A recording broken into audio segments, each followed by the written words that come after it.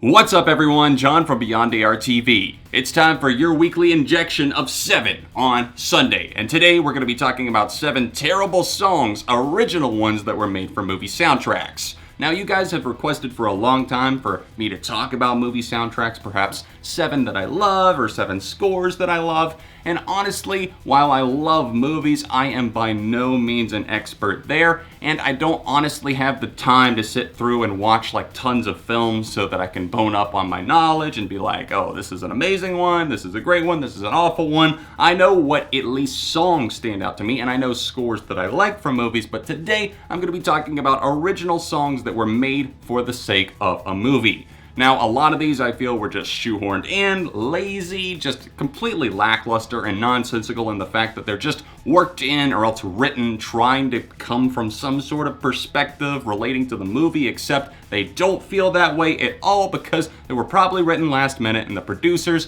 the band, everybody else, the record label, they were just like, hey, we got this cash that we want to throw at your band so that they'll make this song for our movie, and they're like, I don't think they're going to want to do it. Well, here's another money bag. That's kind of how I feel it goes down, at least with a lot of these songs. I'm not sure, but let me know, what do you think are some horrible songs that were made for movie soundtracks exclusively? Anyways, drop a like on the video, and let's just go ahead and tear through this. I'm a slave to your games. I wanna chain you up. I wanna tie you down. Oh, you thought Suicide Squad was an epic team-up? Well, just wait till your ears hear the combination of Logic, Imagine Dragons, Wiz Khalifa, Lil Wayne, X-Ambassadors, and Ty Dolla $ign. My God. And putting X-Ambassadors and Imagine Dragons on the same song, I mean, they're literally almost impossible to differentiate in the vocal department. Why are you going to do that on the same song? This one always stood out to me in a very bad way in the sense that nobody really sounds good on this one. I think the hook is okay, but by the time it's stuffed down your throat for like the 8th time, I'm like, okay, I get it. You're just a sucker for pain. And my God, Lil Wayne's asinine verse on this, it sounds like he's spitting Martian gibberish, and I have no idea what to make of it. And then he does that trope, that cliche that just really makes my skin crawl. I hate it. It's where you actually say the name of the song and you're rapping it, but it has no correlation to the rest of the things that you just said. You just spit out nonsense and now you're gonna say, oh, I'm just a sucker for pain. It's something that a lot of rap features do to tie it into the name of the song, and they make it sound like, oh, it connects to the song somehow, but it doesn't. The production doesn't do it any favors either. It tries to keep you in suspense because it's very minimalistic in a way and light on its feet, but it tries to work so many people into the song. It's like when a movie does it. You're trying to care about these characters, but as a result, you don't care about anyone, and that is Sucker for Pain in a nutshell.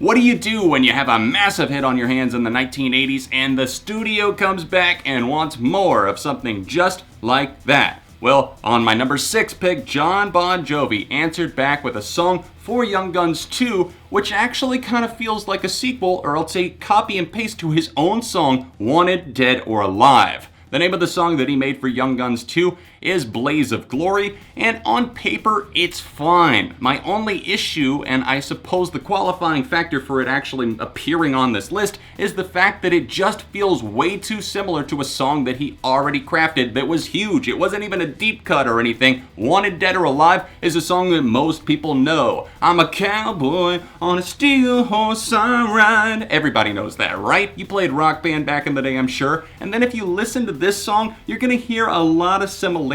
Just the way that he describes himself, it really just feels so phoned in. I know a lot of people love this. I'm sorry, I respect the song from a musical point of view, sort of. I suppose it's competently played and sung and everything like that, but it just feels all too familiar, and I have to say, thumbs down.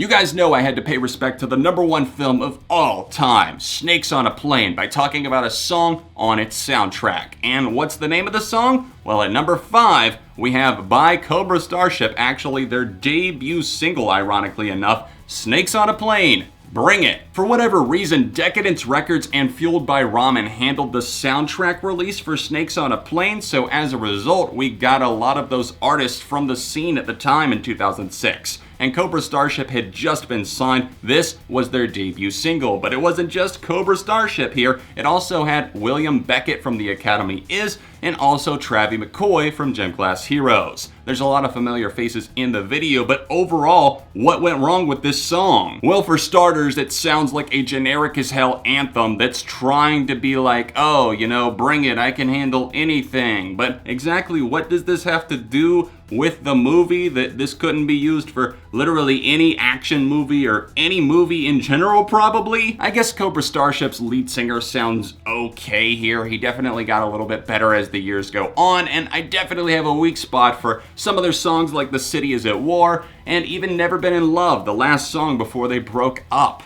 I think that they did some good things, but this song was not one of them. It has Travie McCoy in it, and I suppose he's okay, but the best part of the song for me was William Beckett doing some of the lead vocals and also kind of teaming up with Gabe during the chorus. That's really the only standout moment here. Other than that, why did this song have to be attached to Snakes on a Plane? I mean, it just sounds so tame and has no bite, no venom, no more snake puns. Sorry. Something strange in the neighborhood. Who you gonna call?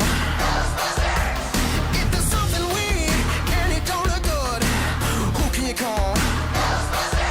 I call it. I'm not afraid, not afraid. Punching the clock at number 4, we have Fall Out Boy teaming up with yet another rapper in the form of the legendary Missy Elliott for Ghostbusters, parentheses, I'm Not Afraid. This is a take on the classic Ghostbusters theme by Ray Parker Jr., and this one definitely pales in comparison, to say the least. Pete Wentz of Fall Out Boy in particular always seems to have it in his head, like, we're this cool band that can consistently team up with rappers, pop stars, and maybe occasionally another alternative or rock artist, and we're just cool with everybody, and we're just, as a result, kind of fucking with our sound constantly. And that definitely shows on a song like this, where they sample the original one, kind of speed it up, but do this annoying pitch shift thing, and then the pacing just has all kinds of issues from there. Missy Elliott is okay on the song. I think her flow is decent, but it really just doesn't fit the vibe and the overall aesthetic and appeal of the song. And Patrick Stump just kind of going over the same things about not being afraid is just not for me. It's so lackluster. It's so clearly like a last-minute addition to a soundtrack where the producers were like, hey, you're a band that still has some relevancy, let's get you on here. And that's exactly what happened. And I haven't really heard much about the song since it released, and that's probably for good reason. Put the nail in the coffin. Forget about this one. Not a girl, not yet a woman. All I need is time, a moment that is mine. I remember watching this one back in the day because my cousins were obsessed with Britney Spears, and I heard this song way more than anybody ever should have had to. At number 3, we have I'm Not a Girl, Not Yet a Woman from Crossroads that came out in 2002. Now obviously Britney Spears was on top of the world at that time. Crossroads was her own film, kind of about her and friends at a crossroads in life. Oh, who would have guessed that one? And on this song, I'm Not a Girl, Not Yet a Woman, one of the most confusing titles I've ever seen, she kind of just laments the whole struggle, just where she's at. Like, don't talk to me like I'm a girl, but at the same time, I'm not yet a woman. I'm just figuring myself out. And there's nothing wrong with those sentiments at all. The way it's packaged, though, it's just cringe. 2000s cringe. You know the sound, you know the pop style at the time, and this one tried to be so dramatic, and it definitely belongs in a 2002 movie, because listening to it now, I'm sorry, but it just sounds awful. They say that a hero can save I'm not gonna stand here and wait. I'll hold on to the wings of the eagle. When you think about Spider-Man slinging his webs all over the city, just fighting the villains, taking care of business, do you think about Chad Kroeger of Nickelback? Well, if you don't, then I'm bringing it back to your attention because, ladies and gentlemen, we've got a classic on our hands here in the form of Hero with Chad Kroeger of Nickelback featuring Josie Scott of Saliva. Sorry, I really didn't know this dude's name. The song is called Hero, and it's definitely a blip on the radar of time. It shows its age now at this point, as do many songs, but not in a good way. It's not one of those tracks that you normally feel nostalgic for, I wouldn't say. Maybe if you really loved the original Spider-Man, which I did, but I'm still not connected to this song, at least not that much. Hero feels like a song that maybe perhaps started off with some of its own unique DNA, but slowly as the movie studio and maybe even the record label chimed in, it just lost a little bit more of itself, and the finished product literally just feels like anything else that came out in radio rock in the early 2000s. It's just generic enough to touch to every audience, but it's also perhaps keeping a little key that ties it to Spider-Man. I mean,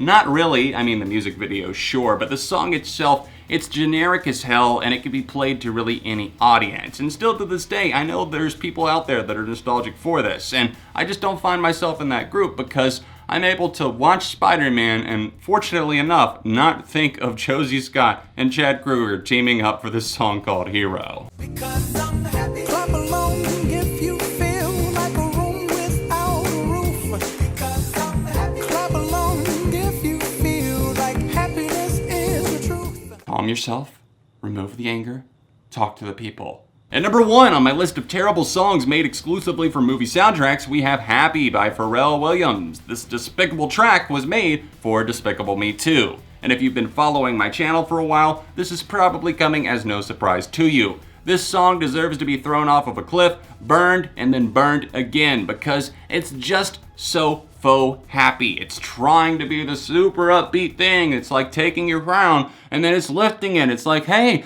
you got so much to be happy about. Why are you frowning, bud? Your family members shared different memes of this song. Your aunt danced to it drunkenly at a wedding. You know it, you hate it, and it exists for really no other reason than making very simple-minded people happy. If you hear the word happy and you're happy, then you must have a pretty easy life. Because somebody just saying, "'Cause I'm happy" over and over again and telling me to clap along, that makes me more angry than I was before. It doesn't make me happy. Oh, I ranted about this song. I ranted and I ranted and I ranted in my worst songs of whatever the fuck year this came out in. I don't care to go back and look because that would mean that I would actually have to hear the song again, or at least maybe accidentally hear a clip of it. And I don't intend on doing that. I intend on avoiding this song like the plague. And I know I'm going to get rickrolled at some point. Somebody's going to trick me into hearing it, and I'll probably, perhaps, have an aneurysm. But until that day, I'm gonna keep on sailing in the sea or the lane that doesn't involve Pharrell's Happy. P.S. Please go away because I heard you in the mall a few weeks ago. Thanks so much for watching this episode of 7 on Sunday. Let me know what you thought in the comments section down below. Drop a like on the video and of course sound off your opinions on terrible songs that were made exclusively for movie soundtracks. If you would like to suggest a future episode theme for SOS, then drop a comment, upvote some of the ones that you see and the ones that you would like me to make. And other than that, you can support me on Patreon if you'd like to help videos like this keep coming. It's the top link down below. You can also tap the annotation in the corner of your screen if you want to go directly to my Patreon page. Tap right here to see last week's episode of 7 on Sunday, or tap right over here to see another recent video I made on the channel. All of my social media links can be found in the description down below. And other than that, I'll see you soon for more right here on Beyond ARTV.